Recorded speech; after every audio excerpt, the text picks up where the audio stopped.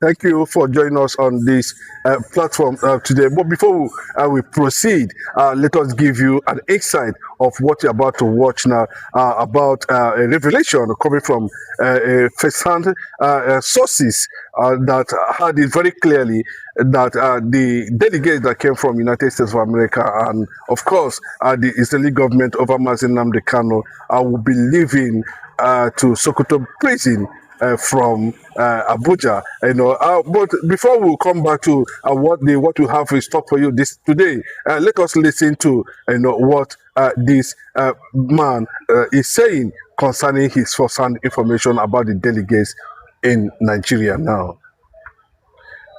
All right, welcome back. What is your assessment, or what do you think is the mission of those delegates who are about to leave Abuja now to Sokoto prison? Thank you for having me. I'm going to tell you that personally, I'm not surprised, because if you look at what has been happening in Sokoto State since Nnamdi Kanu was transferred to that correctional center, you understand that that facility has become a pilgrimage destination. Even his lawyer, one of his lawyers, was emphatic that when he left Sokoto, before he left Sokoto, as the last time he visited Sokoto, that more than 15 foreign persons from different parts of the world were already on ground to fill form, waiting for their turn to see the Nnamdi Kanu. I'm not surprised in any way, because even we understand that someone like the governor of Abia State, talking about Alex Oti, this is in the public domain, visited Sokoto State in his capacity as the governor of the state. Of course, at the time, he was emphatic that he was going to leverage on his closeness, personal relationship with the man Tinubu to push for political solution to Nnamdi Kanu's travail. And why I say I'm not surprised is because of late, we have seen recent development from the global angle, talking about how the issue of Biafra, Nnamdi Kanu, is surfacing in different forums.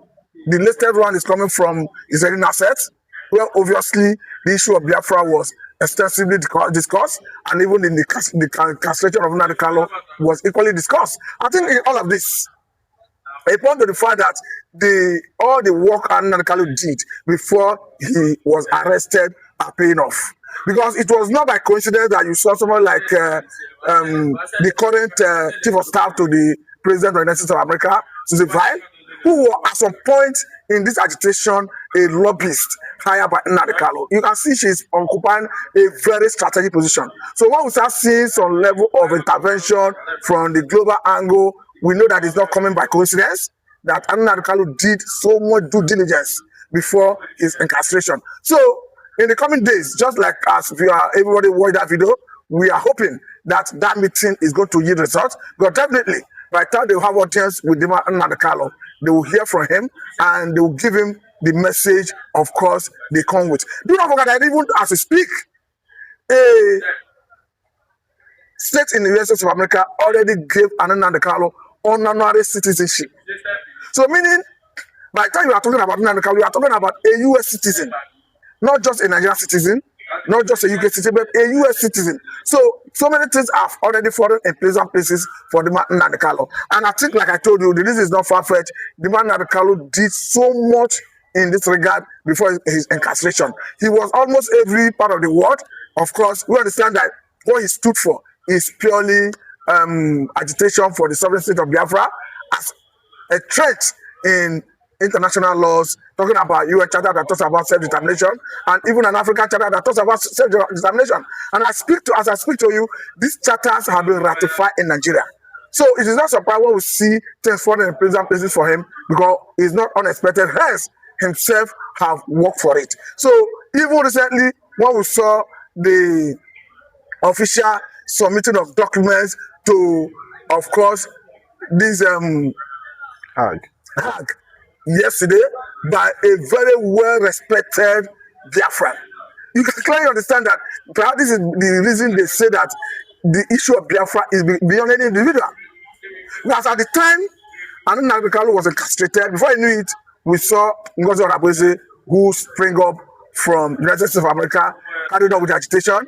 Because at the same time, we saw the man who can kill it. But before I knew it, we are seeing even that young boy at the level of Israeli Nasset, who nobody thought such boy is in even preparing or rather doing anything in this regard. We also saw how he was recognized in the Israeli asset, how he stood up to wave his hand and as someone who is representing Biafra at that level. And at that point, some people were already asking and saying, this boy must be protected.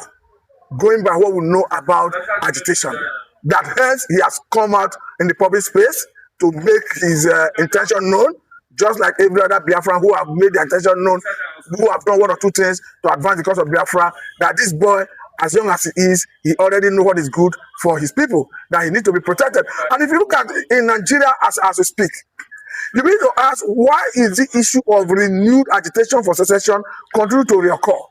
Because I think the reason is very simple.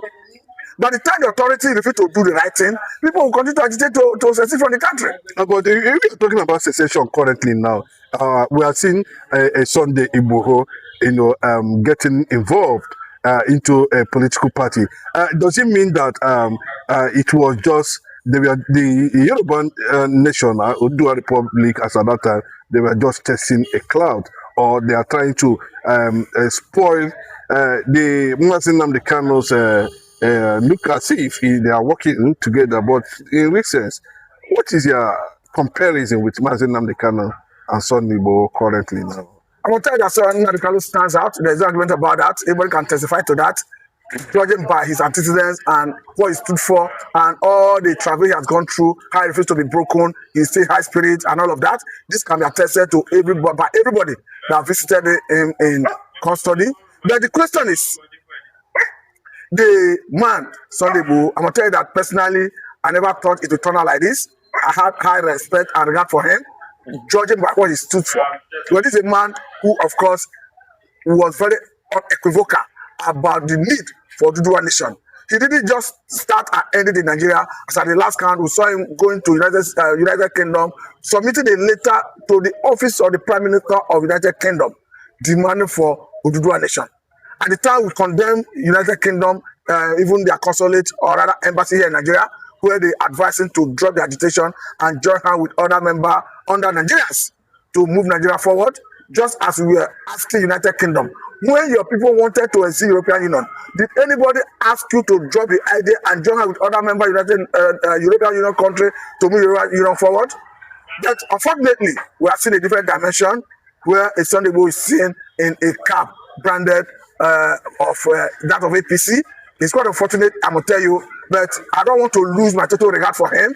I want to believe that I want to give you some benefit of that, but I'm going to tell you that I'm not comfortable with the trend because it's somebody I believe that he was fighting a genuine cause. But come to think of it, there's nothing that says that if you demand for secession legitimately through right instruments, through self-determination, as long as we are not doing it with, we are not going about it through wanton destruction and license property, you have not done anything wrong, both locally and internationally. Why yes, a little move a little bit. Why is it that we are always seeing America and Israel delegates, always want to get involved in things that has to do with Biafra?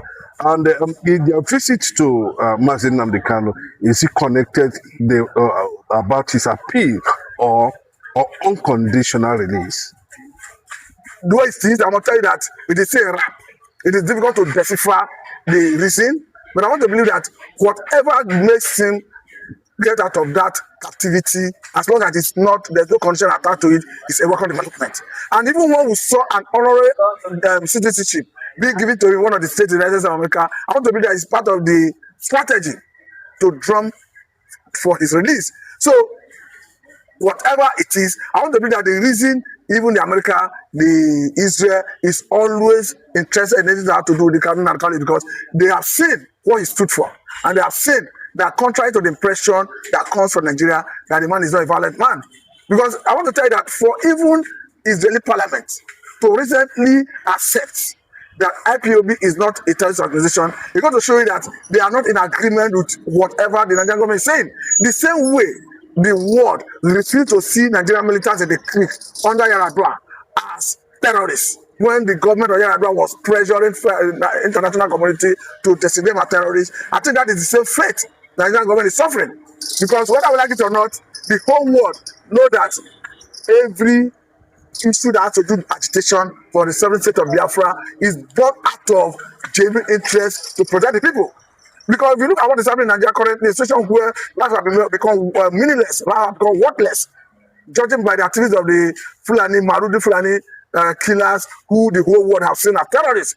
I want to say that it's even good now that Nigeria and Nigerians now begin to realize that Fulani terrorists exist. Before we have been saying it, because global terrorism index before now, long ago, already recognized Fulani militias of Nigerian extraction. Emphasis should be laid on that Nigerian extraction. That brought me, the fourth most deadly terrorist group in the world. that brought me to when you mentioned Niger Delta. As at then, they never saw them. But what the position of Asari Dokubo currently now? Is it, did they foresee that it will get to this point, judging by the perception the world was looking at the Niger Delta issue as at that time? Then we are seeing one of the products of that agitation turning against, taking another direction. What is your assessment on Asad Dokubo's position on Biafra, U.S. government, Israel, and of course the possibility of Nigeria breakup currently now? I think what concerns the man Asad Dokubo is ideological, if you may ask me. But I want to believe that the way it is, he has right to his opinion. However, I don't agree with most of his opinion, because whether we like it or not, he himself has come out clearly to accept that he's an Igbo man. Though at some point he said he wished to remove the Igbo blood in him. That is his own decision. But the question is, I do not accept and believe in what he believes in. Like when he went ahead to disagree with the position of federal government vis-a-vis the presence of the United States of America military in Nigeria. I'm going to tell you that ab initio personally, I supported that partnership because I see it as a panacea to solving this age-long insecurity occasion for Fulani militias. I want to tell you something quickly.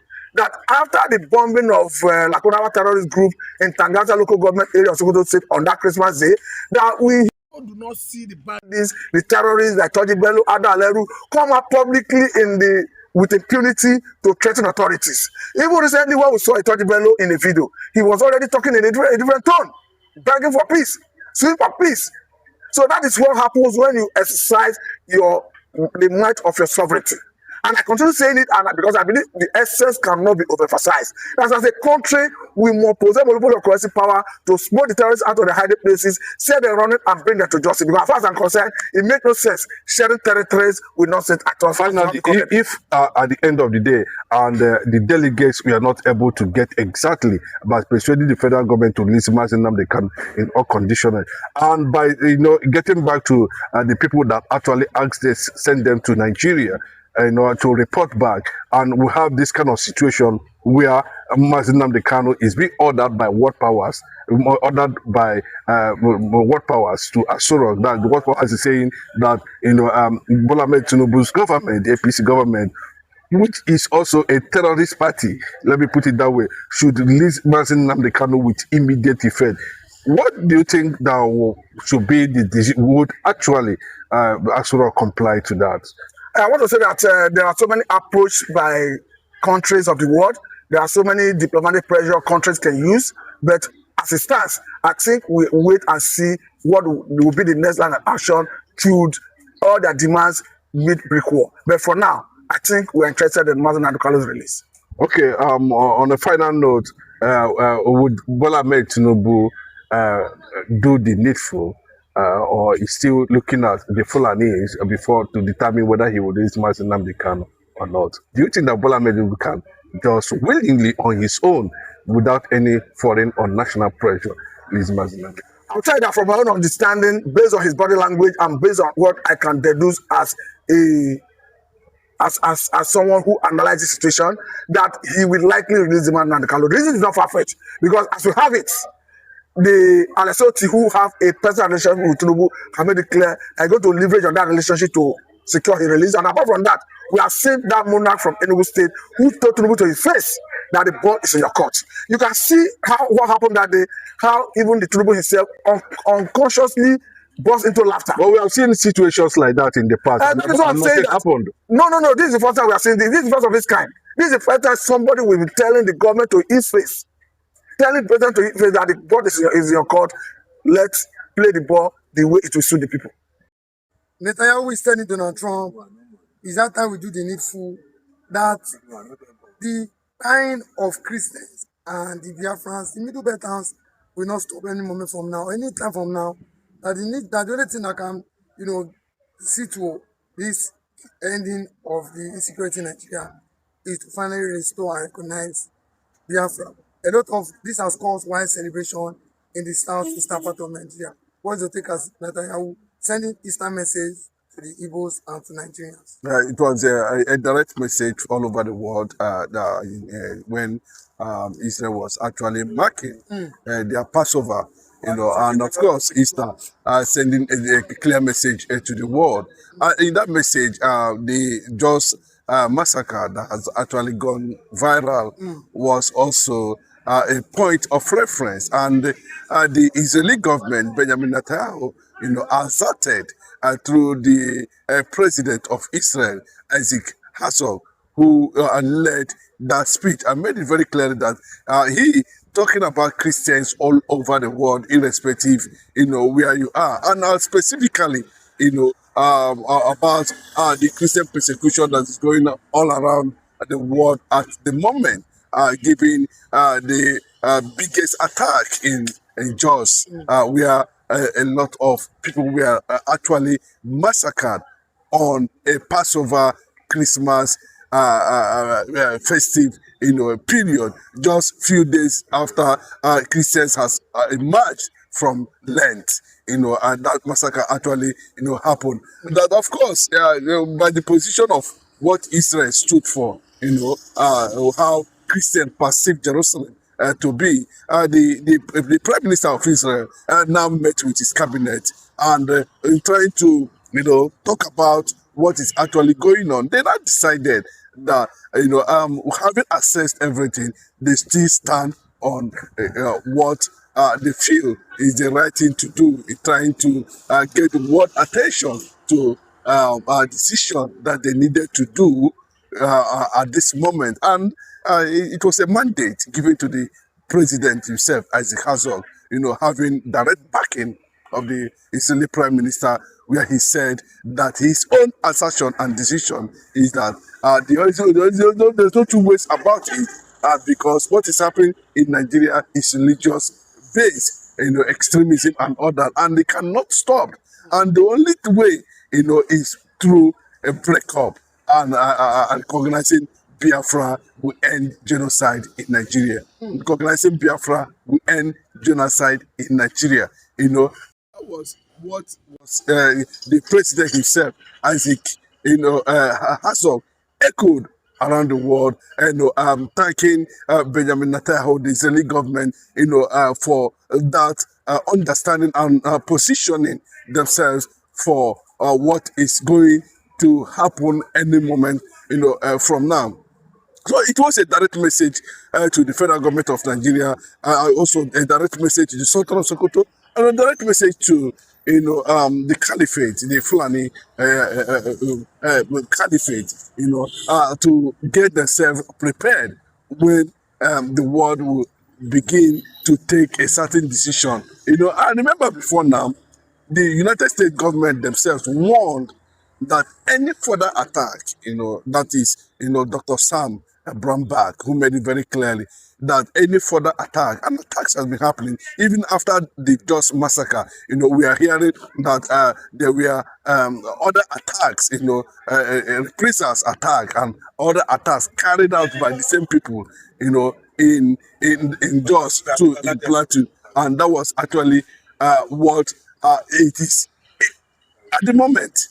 So these informations are gathering are pointing directly that the United States of America did not make any wrong decision by pronouncing Nigeria a country of a particular concern. So you can see that a lot of people are wondering why is it that Israel is getting so much interest and attention on Biafra. At this point in time, and what should their interest actually be? Yes, there are so many interests, and there's so many things to share between the exchange black Hebrews and, of course, the Jews of the world at this moment. Now, there's historical facts, there's historical connection.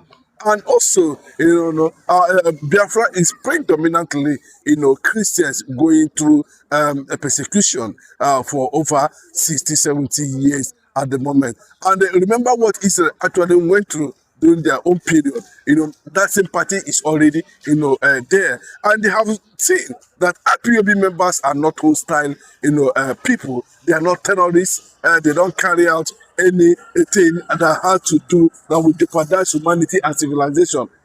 So they have come to reality that at this point, I think it is something worthwhile, and that is why at every moment in time, you see IPOB, are always meeting with the Knesset Parliament in Israel, talking to the congressmen for them to understand the reality on ground that Nigeria and Biafra cannot cohabit, and the cohabitation should be seen as the amalgamation, and that is the only way. Because you see why the reasoning hold water very deeply. Why the Biafrans are making this case? If there is it's not as if they cannot engage themselves if the world actually allows it. The Biafra should fight their way through, just like what Israel is going through. At this point in time. But everybody thought that the world has come to that point of understanding where we don't need to take lives just because of self-determination. And that is what we're saying too. We don't need to take lives because of one Nigeria. So in as much as we cannot take life because of one Nigeria, there's need also for us not to take life to have for self-determination. And that is why we are connecting, calling on the international community, world leaders, to look into what is going on in Nigeria, to understand that this is a pure political conquest, and this is an agenda to Islamize Nigeria's non-Christians. And you can see, and they have been doing it over and over again. So if America want to look the other way around, I want to believe that now that we have continuously, just for some time now, I've seen the Israeli government show enormous and wonderful interest